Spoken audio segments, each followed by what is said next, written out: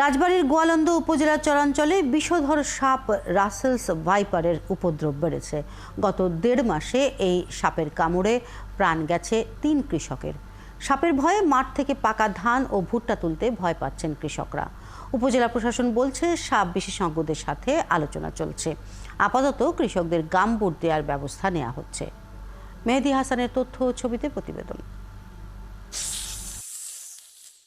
ভারতীয় উপমহাদেশের প্রচণ্ড বিষধর সাপ রাসেলস ভাইপার বা চন্দ্রবোড়া। পাঞ্জাব আর দক্ষিণ ভারতে এই সাপ প্রচুর দেখা যায়। তবে বাংলাদেশের মতো গাঙ্গেয় উপত্যকায় বিরল এই সাপের দেখা মেলে কদাচিৎ।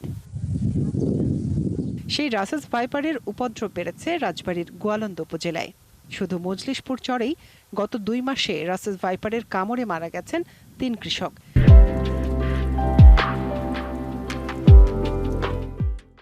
সাপের ভয়ে ধান কাটতে যেতে ভয় পাচ্ছেন মজলিশপুর সহ উজানচর ইউনিয়নের মহিদাপুর, দেবীপুর, দৌলতিয়া ইউনিয়নের চর করনেশনা ও আঙ্কের শেখের পাড়ার মানুষ। নৌকা ডাঙ্গায় উঠেছি, ডাঙ্গায় উঠানোর পরে ওই আমার ভাইটারে কামড় দিছে, কামড় দিলে পরে আমার ভাই ওদিক দিয়ে সিক্কিট দিছে। ধান কাটবে এগুলো খেতে পাওয়া যাইতেছে। বাড়ি দিয়ে এর আগে মারলাম 40-45টা বাচ্চা।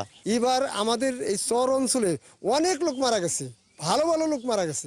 20 বন জঙ্গল, ওর ভিতরে পাড়া দিলে দেখো সবল দেয়, সবল দিলে সে বাঁচে না। এখানকার মানুষ জানান গত 3 বছর ধরে চরাঞ্চলে রাসেলস ভাইপারের উপদ্রব বেড়েছে।